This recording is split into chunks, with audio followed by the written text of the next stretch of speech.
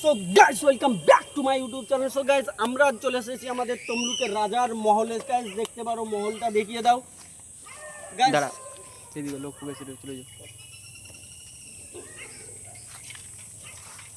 তো গাইস এই মহলটা হচ্ছে কম করে 100-200 সাল পুরনো। রাজা তো এই মহল ছেড়ে চলে গেছে, কিন্তু তার স্মৃতি এখনো রেখে গেছে। আর গাইস দেখতে পারো এই যে ব্যারিকেডটা এখানে দেওয়া আছে, সরকার থেকে নির্দেশ করে দিয়েছে যে এখানে কোনো পাবলিক যেন এর ভিতরে প্রবেশ করতে না পারে।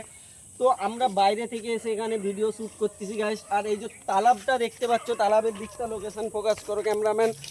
তো গাইস এই যে তালাবটা তোমরা দেখতে পাচ্ছ, এই তালাবের রাজা और রানী বিয়ের দিন ও লটা की बोले रसम और रसम डुबाने गया था, तो दोनों डूब के शायद मर गया था गाइस।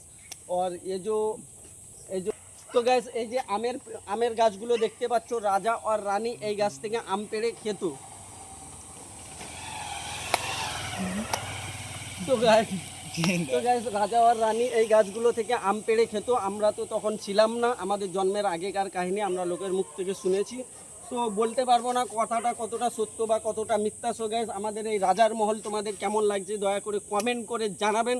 আর নেক্সট ভিডিও তোমাদের কোন লোকেশনে দরকার সেটাও কমেন্ট করে জানাবেন। সো গাইস দেখা হচ্ছে পরের ব্লকে, ততক্ষণের জন্য বাই।